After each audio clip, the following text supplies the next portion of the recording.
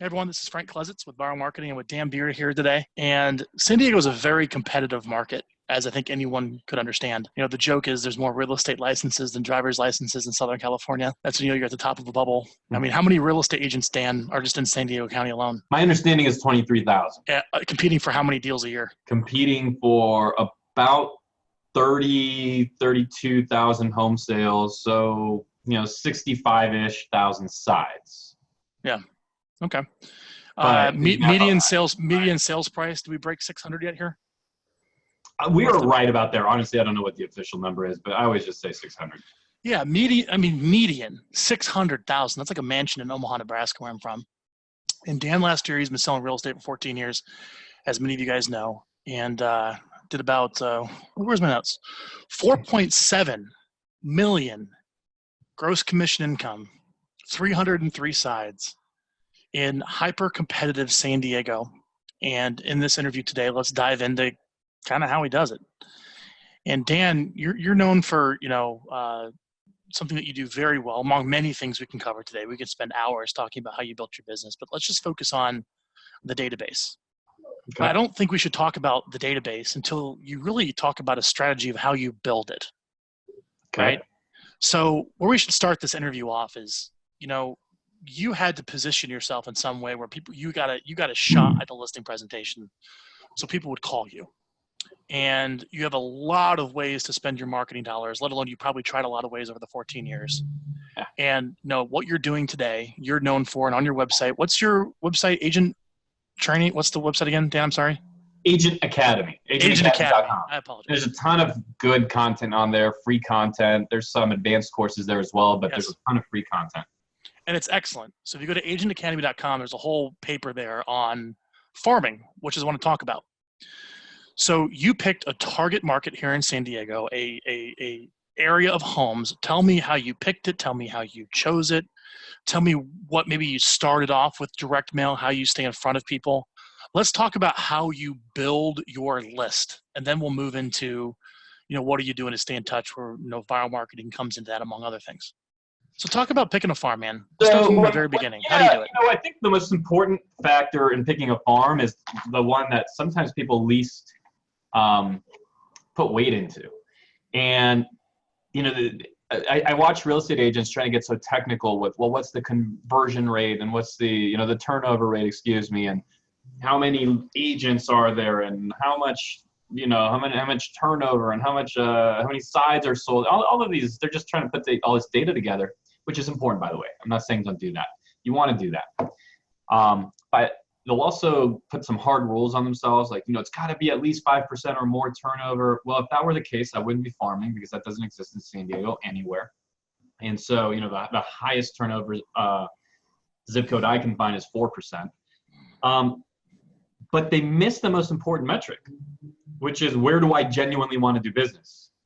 And the reason that's so important is you have to get clear on who you want to do business with, what areas, what zip codes, what subdivisions you're going to be passionate about. And it's so important because when you start farming, you don't start making money today. You don't start making money tomorrow morning. It is going to take time. It's an investment. It's growing a real asset into your business, as opposed to just doing business here and then business across town, and one isn't connected to the other, in which case one's not influencing the other.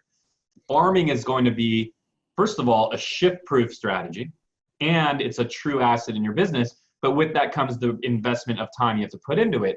And Frank, the danger is this: if you aren't in love with the idea, passionate about, I want to do business here, then when it comes to month 3, month 4, month 5, where you have to put out the money to continue your program, and the returns haven't completely started coming at the velocity that you would like, you're going to quit. And so I would tell you that, yes, you want to understand the turnover rates, but if you're completely passionate about area A with a turnover rate of 4, and area B, it's not really your cup of tea, it's not your favorite area. In fact, you try to almost, you don't frequent that area, you don't go there, you don't like the restaurant, it's just not your type of people, but they have a 6 or 7% conversion or turnover rate, you're actually going to be far better off in the 4% area, the area which was the area A, where you really want to be, where you want to work. So the number one thing, Frank, is I ask myself, where do I want to do business? Yeah. Where do I want to do business? And then I went and looked at the dominant agents there. And here's something. Don't let yourself get scared off by who's the dominant agent in any particular geographical area. The truth is, when you really dig into their numbers, yeah, they might be the number one agent, but they sold 12 houses there last year. Like, can you overcome that, right? Or they sold 20 houses. That's fine. They didn't sell 500 houses there. They sold, always remember that real estate agent personas and profiles and everything they're putting out there is probably a lot bigger than what really is. So dig into the numbers before you scare yourself off. Let's pull up a map of San Diego. Let's talk about some of the areas that you picked and maybe why. I want to share with the audience Every Door Direct's website, which I think is just awesome. You just can go here and pull up this map. And it'll very quickly show you all the zip codes. This is the zip codes here in San Diego. Isn't this cool? What's a good zip code, Dan? Give me a zip code that you like. Just any, or where I'm farming, or where I might. Yeah. Where you might go, where you're farming now. What's a good? We're farming 92127 now, which is just north of where you are. 921, right here, right? Yep. All right, so let's zoom in a little bit. And if you zoom in on this, I believe you can select carrier routes. Well, no, the whole, yeah, click it. Click the zip code. Oh, there we go. Hang on. Nope, I screwed it up. 92129 is a great one, but yeah, 92127. Well, it's supposed to allow me to click carrier routes. I'm not doing something right. Go up. Search right there where you have 92101. Search 92127. You've been on here before, haven't you? Oh, yeah. 92127. Then sorry, guys. I know. 92127. There we go. Click the magnifying glass. And now it's going to bring you in. And now they should all be highlighted. There we go. Yep. You can go through and choose specific courier routes of who you want to hit. It'll tell you how many residential homes are there. Is that correct? Yeah, exactly. It'll tell you how many homes is in the route. Got it. So if I were to go through and click some of these, that's want to show people visually what farming looks like. If you use the post office, are you an EDDM fan or are you more of a first class guy? EDDM. Yeah, so you use this, which is fancy for every door direct mail. I believe you can only do batches of 5,000. So just to mail this little area to attack on a narrow front right here, there's 4,800 homes if I choose residential. Yeah. And you're currently farming how many homes, Dan? I'm farming 32,000. My good Lord. That's great. So you probably didn't start there. Where'd you start? At 2,500. 2,500. So let's bring that down to 2,500 to give you a visual representation. There we go. So you just worked these nice little list of 2,500 homes, right? And when you started, or maybe even knowing what you know now, what do you send them and how often? Yeah, and the thing you're going to want to do is right now you just pick like a few random, 4 random mailing routes that are kind of spread out. Yeah. In real life, you're going to cluster them as close together as possible. And the reason why is you want to start making a real impact in one area because the neighboring area is noticing that and noticing that and noticing that, and then it's going to just be easier to leak out. Yeah, right? There you go. Right there. You want to do something kind of more like that. But anyway, I started with 2,500 houses. What was the question you asked me, Frank? I said, if you were starting again, knowing what you know now with farming of 2,500 homes, and you had a mailing budget, this is going to cost you about $470 if you use the mailing service to put it in every single mailbox, right, and postage. What are you going to send them once a month, twice a month, or whatever it is? What are you going to send out to this little cluster of homes in this zip code? Well, we produce a newspaper for that zip code, and you can see that if you go to discoverpubs.com. So we produce a newspaper. It's the community newspaper, and the nice thing about this product is we get it out at it's sent via EDDM, but obviously there's more printing costs because it's a 12-page paper. But we get it out basically at the same rate as a standard postcard would cost somebody to get out. But we're controlling 12 pages of content. And we are able to, in that, do a lot of things, including what I've learned from you, Frank, in the core Vyral program, which is how powerful educational-based marketing is. Yep. So when you control an entire newspaper, well, the front cover tends to be an article that I've written that is educating the marketplace, giving them insight onto how I think and how I see real estate and what's going on. And, here's what the Fed. What's the title of the publication at the top? I called it the Sentinel, the official real estate paper of 1917. You started your own newspaper. Yeah. Called the Sentinel. Call it the Sentinel. Or that zip code. It's exactly. So when you control that, you can educate, right? Which is what I do on the cover page. There's internal pages dedicated to subdivisions within the zip code. Nice. There's articles about what's going on at the high school. A lender will tend to put an article in. Insurance people can put articles in. You can sell advertising. We use the back to highlight all of our listings and sales. We have ads that are for ourselves too, right? So our different calls to action that we use. And this is getting in the mailbox printed for probably about 50, 60 cents. At my volume, yes. At my volume, it's 50 something cents pre-advertising income. And then once you go there, it's like way down. Yeah, once you get advertisers in it. Nice. Right. I mean, we have we had a Montessori school advertising in it, a painting company advertising in it. You could go out to a chiropractor, dentist, they're always advertising. And a simple strategy is just go, grab other publications in the area and who's advertising there, and they might advertise yours. But it allows us to do so much. So for example, with our clients, because we take our client marketing so seriously, we have a movie event going right now, where we bought out the entire Edwards Cinema. It's a 450 person screen for opening Saturday night of the Rocket Man, the Elton John movie. And we'll find out if the movie's any good. It opens this Friday, and then we have it bought out for Saturday night. But theoretically, it's going to be a great movie. It's on, legendary singer, and it's kind of, I'm hoping, the Bohemian Rhapsody of 2019. So point is, I'm trying to get a hit movie, bought out the entire theater. How do I fill it with 450 people? We go to our database, where of course we access our past clients. But what's also beautiful is we don't have, in our farm, we want those people to know about it too and feel invited. I don't have to spend any additional money doing it. I have a 12-page newspaper.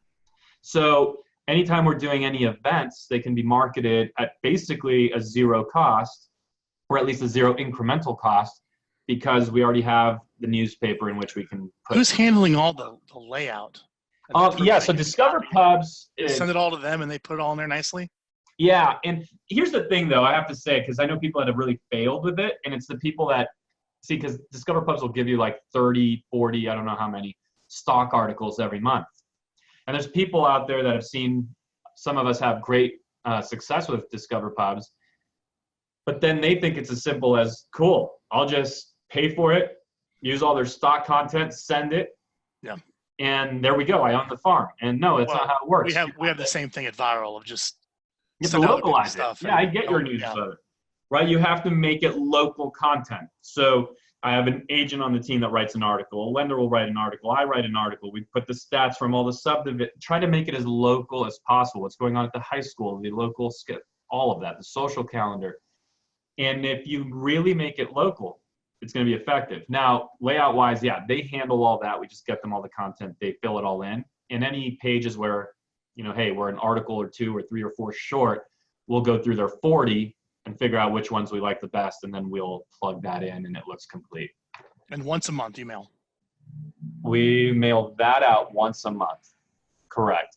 The other mailer once a month is basically a just sold postcard. It's just our flavor on a just sold postcard. We do a big kind of, I don't know the exact dimensions. It must be 4.5 by 9 roughly, kind of a big rectangle. And I want to be clear on this because I only like to teach what I've done. And I only like to teach what we've proven out to work, or talk about what didn't work, because that's also valuable. And rarely do I like to talk about, ideas or theory of what we're going to do. Mm-hmm. So having said all that, for 3 years, 2 mailers a month, okay, for 3 years. And we've been doing over $1 million GCI out of the farm alone every year for many years running. It's been several years now, going back those 3 years. Definitely at least 2 solid years. And then that third year, it started to kick in very strong. around the, by In the second areas half. that you mail, do you also do open houses? Sorry. Oh yeah. So you kind of that's kind of on top of a local presence with open houses, and they see more of your signs in the area. That's what's so powerful about it, man, is when you're farming, you're really growing an asset. It's a snowball effect. You're mailing people. We did twice a month for years. Now we're at once a month, and the other's now becoming very heavily digital, that other touch. We're moving money into other sources, and part of that money into digital, part of that money just to the profit line. But we have 3 years behind us. But what happens, Frank, is that, right? So when for 2 years or for a year, for 6 months, you're being mailed, and then you and your wife start having that private kitchen table conversation. It's not public yet, but you guys are thinking about selling, and here comes my new mailer, and you're thinking about selling, and here it comes again. And then suddenly I have the listing across the street. Yeah. And then boom, up comes my sign. You're like, well, there's that Dan guy, and you guys are still talking about it, thinking about it, and then comes the other mailer, and then suddenly I'm holding an open house. And we go heavy, right? 60 open house signs. Suddenly you see our signage all over the neighborhood, all day long, all weekend long. Well, Dan's and the guy. Sold sign. Yeah. And you're like, well, you got it. And by the way, you visit, you shake our hand, we meet in person. Then you see the sold sign come out a few days later. Then the mailer hits again. Unless you're going to list with your sister-in-law, you're going to call us. We're going to get in that bat. Yeah. And then when that happens and you list with us, guess what? Across the street and a block over, people were having the same kitchen table conversation. They're just a month behind you. And now they see our listing sign on your house, in addition to the previous one, which reinforces their willingness and wanting to list with us. Yeah. That grows. I don't know anything else that grows, honestly, like that. Our databases, our past client database. Picking a static target market. Yeah, because our two favorite sources of business are our farm and our past client database, right? Because they become advocates, and we build awesome relationships with people, and it's awesome. And you see, like this movie event, we really invest into them. The one disadvantage that has is that your client just moved across town, just moved to a different state, just all over. So their sale doesn't necessarily influence the next one. Mm-hmm. And that's the one thing that I don't know of anything other than farming where that's true. So let's talk about, that's how you pretty much build your list. You pick a target market and you get in front of it. And that was your strategy to do it. Now, to move someone from, let's say, a haven't met to a met, which I would consider permission of like communicating with them to a met, like, starting to email them, getting their email address, those types of things. How do you capture the names for email marketing, or at least to put them in your Vyral database in your farm? How do you move the line from just like I'm branding and mailing them stuff to when you can actually ask permission to stay in touch and bring them into your CRM and communicate with them that way, at least through email? So are you asking me what's one of the biggest ways we'll add emails to our database? Yeah. One of them is certainly our open houses. And we are a huge open house team. Of our 303 sales last year, 51 or 2, I forget the exact number, came from open house. Open house is a tremendous source for us. You have to have an entire system around it. So like a whole leading up to it and promoting while it's there. There's that. And then there's, what do you do when you actually get them? Because I remember earlier in my career when I would go to an open house, and maybe I didn't do the whole leading up to it thing because we weren't as sophisticated back then, but I'd get lucky and hey, 15, 20 people came in. But what did I do with it? I just lived in some book, right? Like that never made it into the CRM. Mm-hmm. So we have a very simple system. We hold open houses. We have a very specific way of making sure that we get people that register themselves into that open house with accurate information. And then we bring immediately, as soon as that's over, the agent will take a picture of the open house sign-in sheet. It's sent into our operations team. I don't even know who in our operations team does it, but when they show up to work Monday morning, that is all lined up, ready to go in a call list, in our morning in a dialer for their morning call list. Great. And we are calling. They're also dispositioned a certain way. They're dispositioned as open house pond, which to us, if we're going through our CRM, open house pond to us means we met you at the open house and haven't spoken to you since. So our goal is to add as many people to the open house pond as we possibly can, while simultaneously removing people from the open house pond as fast as we possibly can. And what qualifies remove? Exactly. Well, because if I call you, if you're in the open house pond, Frank, and I call you, and you answer the phone, you're not in the open house pond anymore. Got it. You might hopefully become a hot prospect, or even an appointment, or a nurture, or a watch, or a year plus candidate, or we'll archive you, or you're in the trash. But the place you're not anymore is the open house pond. So all of our agents pull in all our open house leads into this open house pond that becomes a very high value calling bucket that we all pull deals out of on a regular basis. And so when we communicate with someone there, again, we're trying to pull them out as fast as we're pulling them in. And how many of those people at the open house in your farm where you're mailing are nosy homeowners versus buyers? I don't know. How many are nosy homeowners and buyers? See, I just don't think in those terms. I love when the homeowner next door comes over. Yeah, that's the best. So many of our listings come from open house, number one. Number two is that even when that's not the case, that homeowner that just came over to take a look at the house, that there's real buyers in the house too, right? Well, the real buyers think that's a real buyer. So thank you for coming over. It's essentially like having an unpaid actor. It's great. We love it. We love it. Lowball. If people get worried about the craziest things in this business, people get worried about, well, it's the public, but it's our job to explain to the public why they shouldn't be worried. Well, I don't want any lowball offers. Well, why not? I love lowball offers. I think they're the best. What do you mean? Well, I mean, if some bozo sends us a stupid offer, a lowball offer,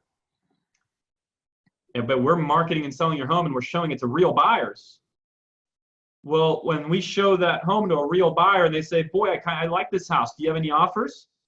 The answer becomes, well, in fact, yes, we do. But you're in great timing because we're presenting offers on Mondays. So you're in good timing to get yours in. I also really like your story. I love where you're coming from, and you're working with a good agent here. So we like working with good agents, but we do have an offer. So make sure you're coming in with your best foot forward and make sure it's submitted by Sunday at 11 o'clock. I mean, now you have negotiating leverage.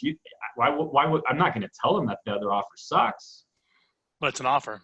And yeah, wants it. I'm also not going to lie. I'm not going to say, oh yeah, we have an offer, but it's $400,000 on your $600,000. No, we're not going to, excuse me. If it was a $400,000 offer on a $500,000 property, right? I'm not going to lie and say, oh yeah, we have a full price offer. Can't lie.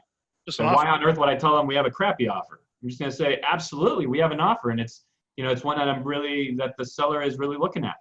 Mm-hmm. Okay, did I just lie? Well, the seller's looking at the thing, right? I mean, they put it in front of their face, they looked at it. So you get negotiating leverage. I like it. So the question is let me ask you this, Dan. Right now at this point of your business, how many people would you say you and your office speak to a week about real estate? Would you know what maybe your daily? Yeah, I do know the answer to that because it's on our. This is a pretty eye-opening number to people because on a weekly basis. Yeah, actually, I could pull it up exactly, but it's around 130 people that we speak to. Oh no, sorry. So I just gave you a misleading number. Speak to. You want the speak to number? Contact, not dials. I'm talking leads, like people we disposition as, okay, this is a real lead. How many people? So how many leads you've generated? How many people does it take to speak to get there? Yeah. Truth is, I don't know, Frank. I don't measure that. I'll tell you what we measure. You're just going a little more specific with leads, but it's a significant number. I've heard thousands. Oh, no. I've heard. Well, just thinking out loud, you have to. If you're going to get, because I know our lead flow on a weekly basis in terms of who we speak to and qualify as a lead, not as trash, not as archived, not as, hey, this is a guy that told us to F off, or someone that never even answered the phone. Right. So if I were to, I'll pull that up here. Score. Let me see if I get lucky enough to know how to manage my own system. Here we go. Company scorecard. So leads, people that were qualified as leads, we spoke to, plus they were something worth having.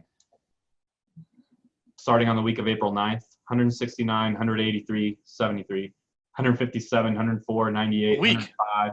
A week. Yeah. A week. 116. So these are people that we've qualified as true leads. And you probably had to speak 3 or 4 or 5 times the number of people of that to get a lead. Yeah, and truth is, I don't know that number. But I would suspect, just knowing the industry and knowing, intuitively, I would tell you it probably takes 10-ish times that number to get there. Thousands. Yeah. The people you speak to a month. Yeah. You know, and you're building your database this entire time, no matter how they come in, by asking for their emails and saying, what's the best way to stay in touch with you? When did you make that shift? You mentioned, you know, you were doing open houses kind of ad hoc and you weren't doing anything with the names. Or I'm sure you were talking to people and prospecting or doing follow-up and never really confirmed the best mailing address or email address. That shifted at some point where it's like, I really got to do a better job of making sure I have the right contact information to CRM so I can send these people stuff. Tell me about that point when you made that shift, because a lot of people watching that need to make that shift. And there's a time when you finally realize it's like people go door knocking, Frank. Most people go door knocking for an appointment. When we door knock, and we're not big door knockers, but we've got a couple of people that like to do it. And when we door knock, we're door knocking for emails. That's what we're door knocking for. If we stumble into an appointment, wonderful, we won't decline it. But a successful door knocking session is, did you come back with email addresses? Because now they're going to get our 2 viral videos every month. Now they're going to be set on a market snapshot report that's going to be emailed to them monthly based on where they live for their home type in their subdivision. Now they are going to be exposed to us on an ongoing and regular basis forever until they tell us to stop. So what we're really looking for is we're trying to collect data, and particularly we're trying to collect email addresses when we're out doing anything, whether it's circle dialing, which, you know, whether it's you're calling an expired, whether it's you're calling or you're door knocking. That's a big shift. What you really want is an email address. How many years into your 14 years you decided to think that way? When did I start thinking that way? Mm-hmm. I'm going to say that was probably around 2014. And I started in 2005. It's probably 10 years. What was it? What did it? What did it? What did it is that my business became bigger than like what 2 people can I sell a home to this month, right? I don't know. What did it was I needed to, well, what really it is I'm just thinking through it here live with you. What really it was, Frank, I think it was a subconscious understanding. It was a conscious understanding, but parts of it was, you know, under the surface, that I needed to have a predictable lead generation system. See, we've never been huge on outbound dialing a million random people.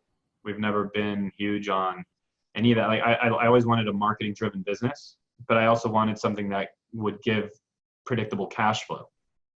Probably what really did it, if you go way back to like the psyche of my real estate development, is I used to have a $2.5–3 million average price point, but I also used to do about 6 deals a year.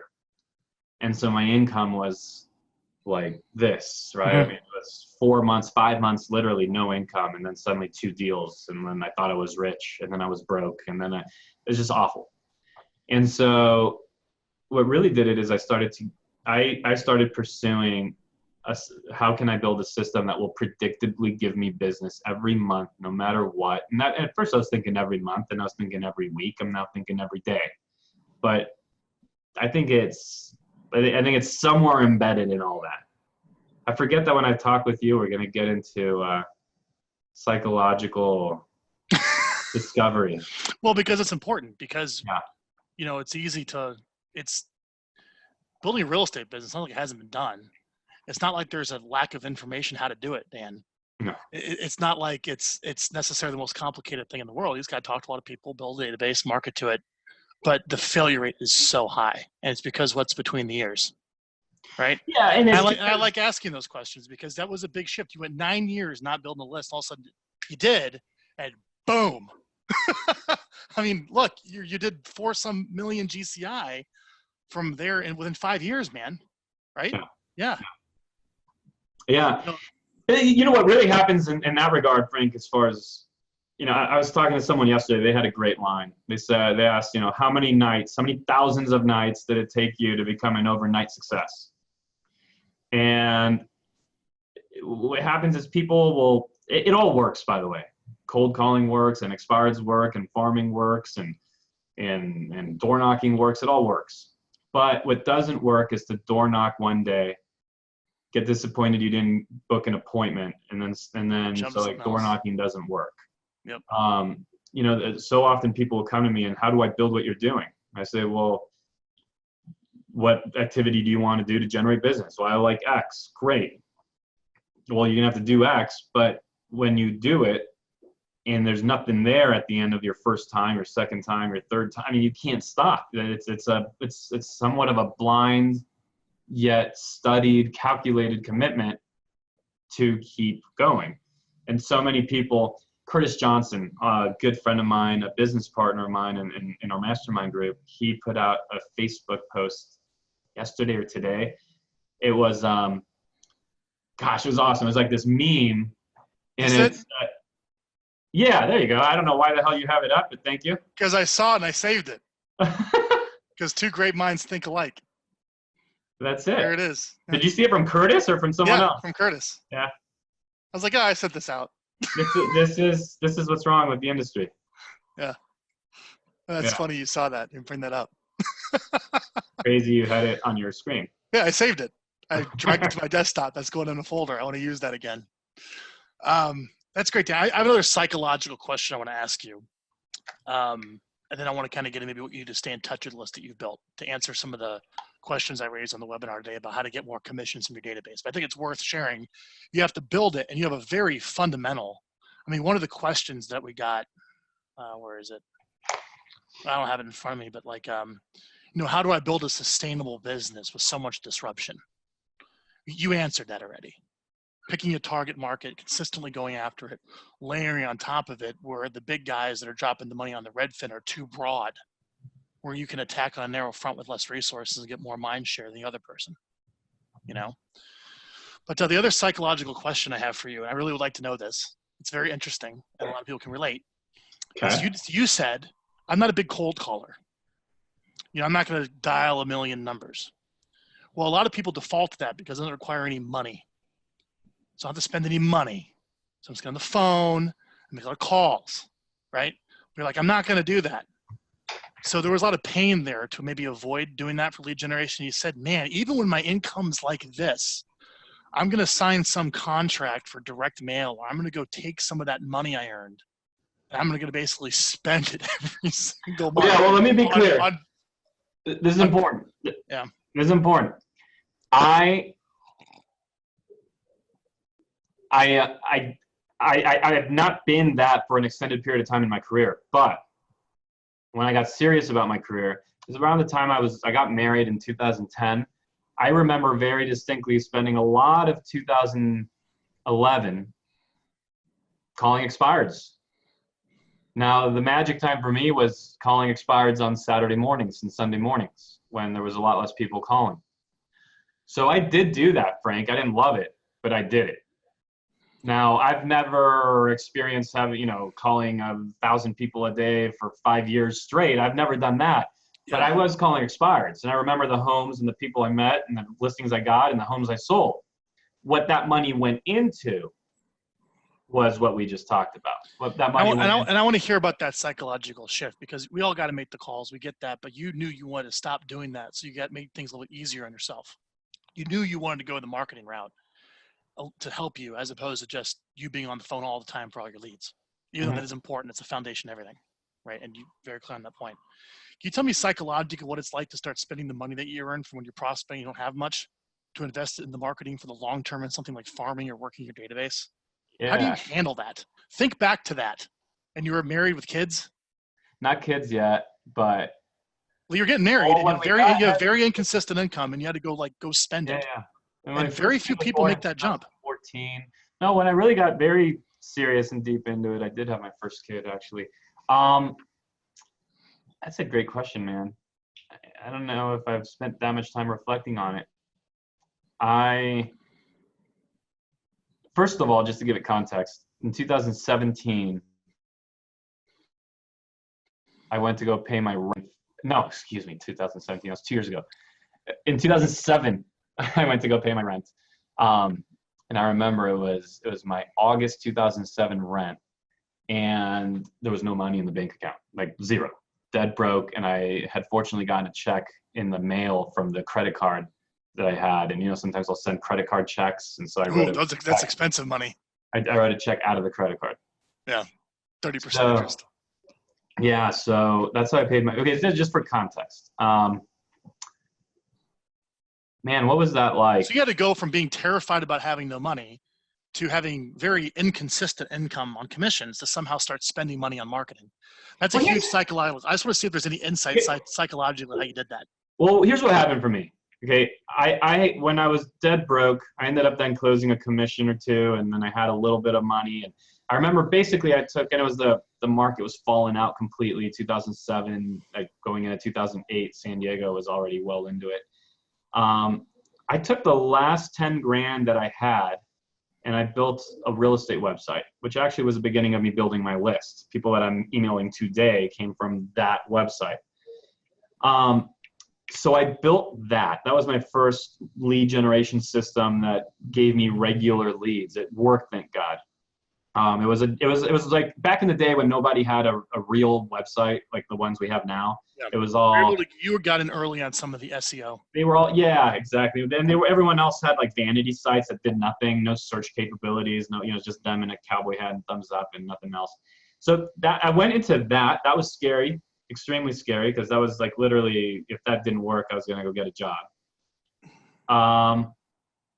It's working, but so in that, for me, being dead broke, paying my rent out of a credit card check, it totally altered my chemistry. I mean, it altered the way I functioned. I actually probably became too cheap for a very long period of time. And there was something though, that when that site started kicking off leads and I sold some homes, and then I went and started investing into, okay, well, while these leads are kicking in, like what can I actively do in the morning? And I'm calling, you know, I started really investing into my education, into my skill set. I was getting more confident. So I can't actually tell you, Frank, that I ever got like terribly frightened about the money that I started to spend, because I didn't start spending 60 grand plus or whatever we spend today on marketing, and way more than that on all our overhead. I didn't start spending that in one day. Right? It was incremental, and I knew that I was building the skill set. I knew I was not just spending money on leads. I was spending my money also on educating myself and growing my skill set. And I felt confident in that I was also going into things that I had studied and wasn't making blind bets. I do remember, like if I was just going about the day, it felt great. I do remember that if I looked at the totality of like, oh my God, my bills this month are $40,000, even though I had that plus much, much more to pay it because things were going well, just the idea to wrap my head around, I have to pay that, was crazy, right? It's still crazy. Head around, I mean, now, 40 would sound like a dream come true now. And that would sound beautiful. But look, it's like my mortgage. I don't know. You're a homeowner or no? No, I rent.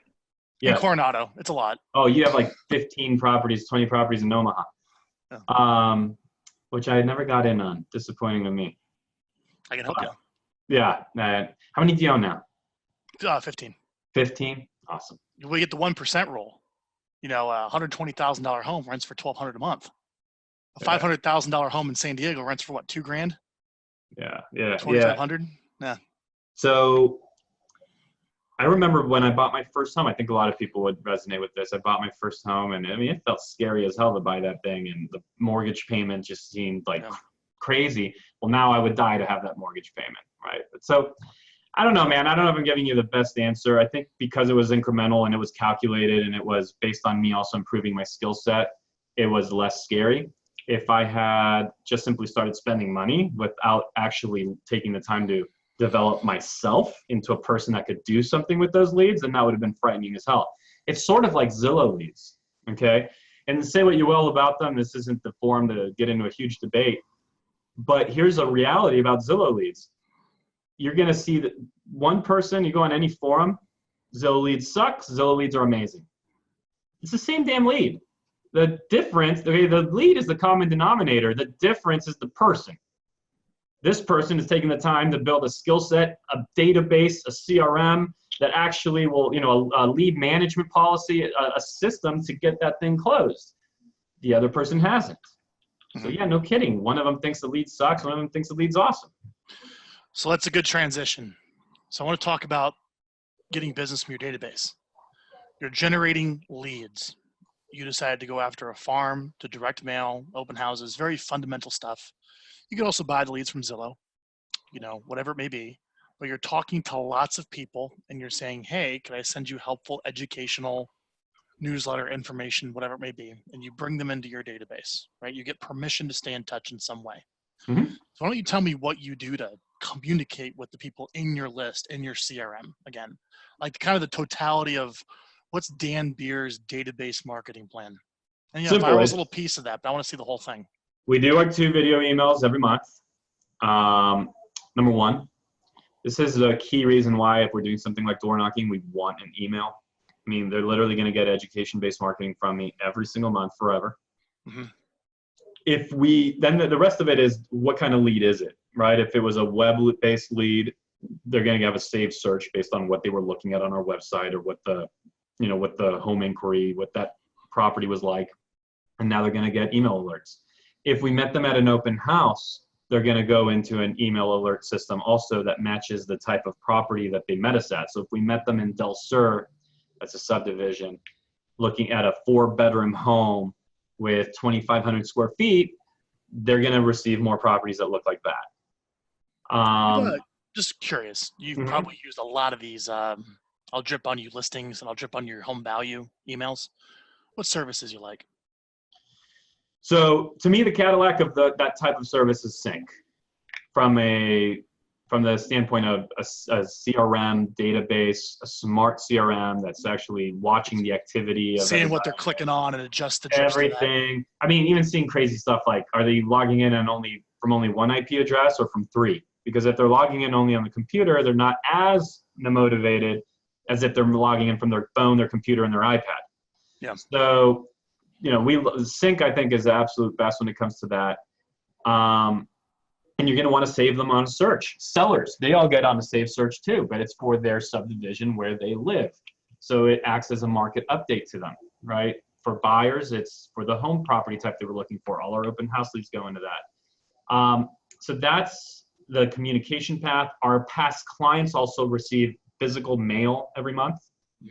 They receive a just sold postcard every single month, our past clients, because they're getting education-based email that tells them, hey, we're smart. They're getting invited to events, which tells them, hey, we're fun, we're building community, that's all great. But how do you get the word out about events? Are you calling? Sorry? Calling about the events, email about the event? For the events, we're texting and emailing for the most part, and mailing. Right, because then we also want to send the just sold postcard to our past clients, which is tells them. Dan, you're a direct mail guy. Is direct mail dead? It's direct mail. I love direct mail because when they Should we put all of our money in Snapchat? Snapchat. I tried that. Didn't work. I didn't love it. Maybe I wasn't consistent enough. Okay. It sounds smart, right? Because you could go to Snapchat and you can buy, like, say there's a basketball game going on in town and there's going to be 20,000 people in an arena. You can buy the arena. So everyone that's on Snapchat, you become one of the filters. Smart. So I had a year where we bought one of the main parks in town, the community house for our farm. I don't know. Look, it probably works. There's things that work better. You're using direct mail. I like it. I'm a direct mail guy. I love direct mail. So yeah, we mail our past clients in our sphere of influence. We email all of those 3 email touches to everybody else. Then we'll also have events. I don't know how deep you want me to get into all that, but we all do events. No, I will tell you this though. Dan throws some pretty crazy events. We don't have the time to pull them up here, but you can Google a few of them, I believe. What's the first one? The Purse Bingo? We do our Ladies Night Purse Bingo event. That's in benefit of the senior. Type in Dan Beer Purse Bingo. I bet you'll find his promo video for that, which is incredible. What else do you do? We do our movie night, which is coming up right now. This 450 person. Was I talking about this with you privately, offline, or on this thing? You said it here. You said it here. You said it here on the webinar. So we buy out a movie theater for a big movie every year. And then we'll have, we score everybody in our database. So everybody is score, everyone that we've done business with, we score based on NPS, right? So Net Promoter Score, we pull them at the conclusion of the transaction. How likely are you to want to refer us to somebody you care about? And we have everyone that's a 10 or a 9 or an 8. They get invited to happy hours. They get invited to special events. I'm looking at putting together a deep sea fishing trip for not just our 10s, but then we also have another rating system where we call them a 5-star client. And we're looking at going deep sea fit, just things like that. We're doing on a fairly regular basis. End of year, we also do we've done wine tasting, 2 big, massive limo buses, like 80-ish people wine tasting in Temecula, just up the road here. This year, we're probably going to alter that and go to something we're going to call October Beer Fest, a little play on our name. And we're going to do something in San Diego, beer related. Dan, that's funny. You like it? Yeah, that's good. It was actually a lady at First Bingo Night that came up with that. That's good. I like it. Good job. October Beer Fest? Yeah, I mean, your last name's Beer. I mean, how have you enjoyed that your whole life? It's been probably great. Yeah, never done a thing with it. So looks like we're going to. Good. This is good, man. So a couple questions that people typed in before we did this here. I think you touched on this a little bit. Is the best way to attract clients without spending any money? That's what Rebecca asks. You did it through SEO. That's what I heard. You probably didn't spend too much money on SEO. You probably dove deep, got the right keywords, got a search site early on. Probably wasn't that big of a deal. I would never recommend that today. No, God, no. Absolutely not. So you would have to, first of all, you have to understand, I got obsessed with it. And I was up till 3, 4 in the morning every day, like trying to build links and get guest blogging appearances and doing all this stuff, right? And you know what I'm talking about. Yep. Today, to replicate what I did then, keep in mind you have to go back to 2008, 2009. The search engines have changed so much. My estimations, you'd have to spend a good $500,000 to even try to get the results that I have. There's just some of us from back in those, what we call the good days, that we're just lucky to have that. Yep. What would be that now, Frank? What would we do? What would you do for free leads today? I think the simple one's open houses. I mean, if I'm you, who asked this question? This was earlier. It was you're answering Rebecca's question. Rebecca, I'd be looking to do every open house I could possibly get my hands on. And then I would make sure that I'm not just there to open the door for people, but actually, people are going to register into the event. There's smart ways that you can get that done, get them to register. And then once they've registered, that has to make it into your CRM. In our world, we bring it into sync, get them on a saved search for homes matching that property. Make sure you call them like literally the next morning. Make sure they get a text message coming out of that event, right? Hey, I'm wrapping up. It was so nice meeting you. Shoot a little video, send it to everybody that came through. And then you get them tagged in your database, because on Monday morning when you're calling everyone in your open house pond, if you have 20 people after day 1, maybe you speak to 5. So 5 are now dispositioned as hot prospect, nurture, whatever that means to you, right? Telling you when they're going to transact. But 15 are still in the open house pond. Yeah. You're now going to call those 15 again. We'll call 8 times, Frank. After the 8th call, we move them to something we call our fishing pond, which is just a medley of all of our, it's all of our lead sources that we've called 8 times or more who still haven't answered the phone. And you would then hold another open house. So now you're going to bring in another 15 names. So now you have 30 in there, and you contact 5 more, and now you have that's what I would be doing. That's the best source of free leads. I would say take your existing list too, and essentially send them an all email saying you're in real estate. If you're looking for an offer on your home, let me know. I can get you one. No, without a question. And here's the thing, though, is you made an assumption I didn't make, which was that there is a list. There is a list, yeah. If you have, if there's a list, you 100% do what Frank did. And here's seriously a pro tip that I've only shared in my mastermind, and I'll share it here. What you want to do is, if you have a list right now, if you have a database, you have 500 people in it, 1,000 people, 10, whatever it might be, go send them a Survey Monkey. And the Survey Monkey is as simple as could be. It's simply It simply says, Frank, oh, first of all, the title of it is Market Research, Help Us Understand. Then it says, Frank, please take 30 seconds to answer this one question survey. Or given the changing market conditions, please take 30 seconds to answer this one question survey. Then here's the survey. Are you planning on selling a home within the next 12 months? Are you planning on buying or selling a home within the next 12 months? Yes, no. Okay, done. That's literally it. We did a 2-question survey. So everyone that said no, they went to question 2. And question 2 said, if you're staying in your home, do you plan on remodeling? And those became refinance leads for a lender. Cool. I like that. So that's it. The result, I'd have to pull it up for us, but the result was 200 and something people that said, yeah, I'm buying a home within the next 12 months. Cool. Well, guess what? You're on my list. Thanks. Right. Now, that was SurveyMonkey sent the email to list, right? Yes. It was the SurveyMonkey email. Yeah. Got it. I mean, it's that simple. We ended up with 200 and something people that said, yep, I am. Great. Now, custom audience in Facebook, retargeting ads, right? You do what you want to do with them, call them, do whatever you want to do. But that is the most no-brainer, low-hanging fruit business you can go get right now. Or you do what I just said, maybe as email 1 or email 2, and you make email 1 or email 2 Frank's magic seller letter, right? Which, didn't you just put out a new one? Dude, it's legit. Let me show it to you. So this is for all the people dealing with like iBuyers. So basically what you do is you go find some investors. There's real estate investors that will buy a home for 10%, 20% below market value, or offer to shop the iBuyers. But basically there's this new CEO of Zillow says 10 to 20% of the market will, sell their home at a discount to market value for convenience.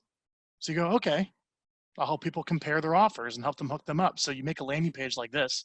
Have we done this for you, Dan? Let's do it. If we haven't. But here's the landing page. Yeah, here. For you, my friend, this goes right in the chat. There you are. Here's the landing page you make. Get a guaranteed offer within as little 7 days on your home, request your cash offer. And your call to action is, look, I'll come out here and I'll shop it. I'll get photos taken. Let me, if you're willing to sell your home a little bit more low market value in return for convenience and skip the showing, let me go find some people that will do that. And you can do that. If I type in right now, San Diego, sell my home, you'll see a ton of people probably paying several $100s a click that want that deal. And I can go arrange an offer with them and still take my commission. It's just selling it below market value. It's up to the seller to do that. And then here's the email that goes out. I would literally copy this exact email.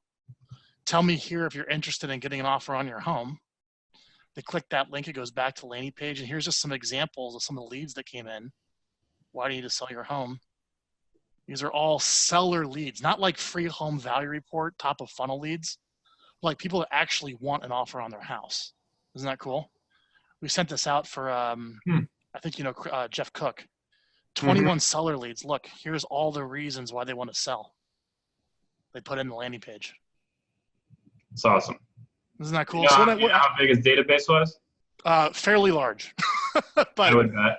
Yeah, but it's the same concept. If you get a couple out of it on a smaller list, it's fine. But I would probably start with reconnect with your existing list. Love the SurveyMonkey, dude. That's legit.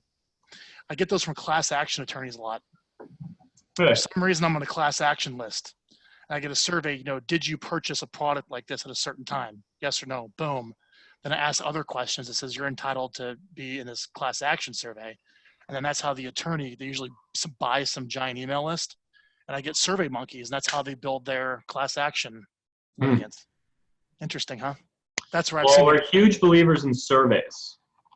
Huge believers in surveys, even client events. How many of you are holding client events where you just simply hold a client event and say, hey, I enjoyed being with you and bye, call me if I can help.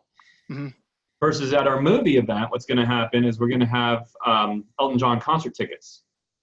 And everybody can enter to, everyone can sign up to, somebody's going to win the concert tickets, 450 people we're going to have there, theoretically about 225 households, and somebody's going to win the concert tickets. to enter to win the concert tickets, all they have to do is fill out a very short little form, verify name, number, email, make sure we have good contact info. And then there's 2 very short little questions. It's, yes, I would like an updated, yes, given the changing market, I would like an understanding of my current equity position in my property.